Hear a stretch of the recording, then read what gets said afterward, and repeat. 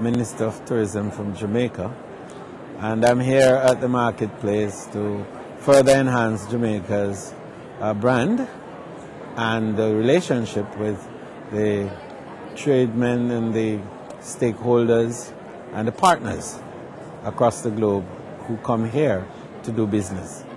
And what developments can we expect from Jamaica in 2008? Well, firstly, my targets. We are now at 1.7 million stopovers, and we're going to make 2 million at the end of 2008, and to earn 2.5 billion US dollars by way of income.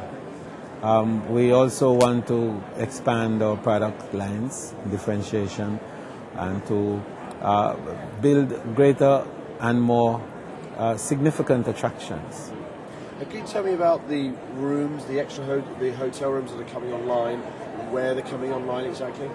The rooms are mainly in the Montego Bay North Coast corridor, and some 3,000 new rooms will be added this year. The Palladium Group will be putting on some 1,000 new rooms in May in the Lucy area close to Montego Bay. The Rio will add another 700 rooms in Montego Bay.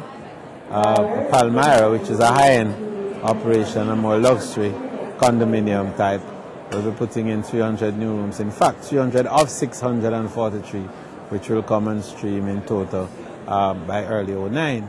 And then, of course, the Iberia Star, which is a mid-top range, all-inclusive, and they are coming with 650 rooms.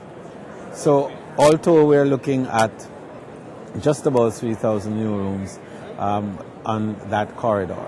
And have you got associated increase in airlift in order to fulfill these hotel rooms as well?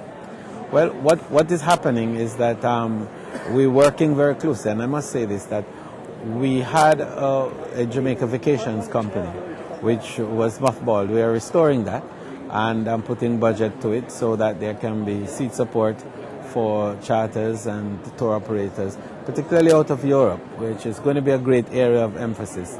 And the American Airlines is, increasing their flow into Jamaica. We're going to be having new sections out of New York by Air Jamaica. The European traffic is also going to improve with Virgin Atlantic doing more flights, and more importantly, having a code sharing arrangement with Air Jamaica, which will allow for traffic out of Europe to varied gateways in the United States to be connected onto Air Jamaica. And what do you see as the major challenges going forwards for Jamaica and marketing the island as a destination? Well, firstly, I think the general economic conditions of our largest market, the United States, is a source of concern, in addition to the Western Hemisphere initiative, which requires that all the American citizens and green card holders have to have a passport. And that indeed has sort of put us back, given that to date only 30% of the American citizens have a passport. So we'll be challenged by that. But we also feel that notwithstanding that, our proximity to the market and the richness and the diversity of the Jamaican experience puts us in a good position to even improve our market share. And the market share is infinitesimal in relation to the size of the American market. I think we're less than 1%. And so, notwithstanding those other conditions, we do think that we can move forward and get increased arrivals out of the United States this year.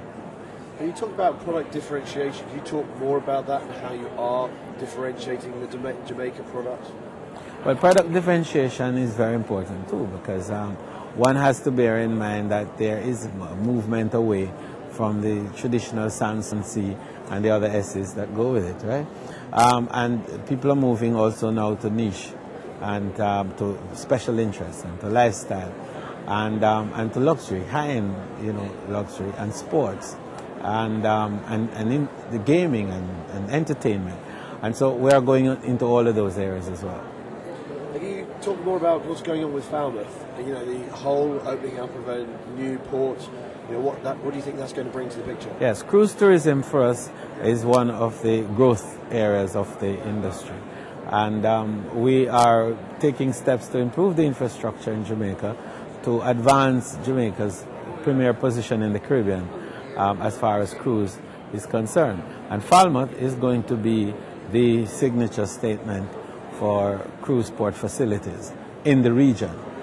We are now preparing that port to be accommodating the world's largest vessel ever made, the Genesis class, in 2009, and they'll be bringing some 9,000 passengers and crew into the Falmouth area. And apparently that Falmouth has got the largest concentration of Georgian architecture in the whole of the Caribbean. How will you be preserving the port and making sure that it's sort of developed in a sustainable way? Yes.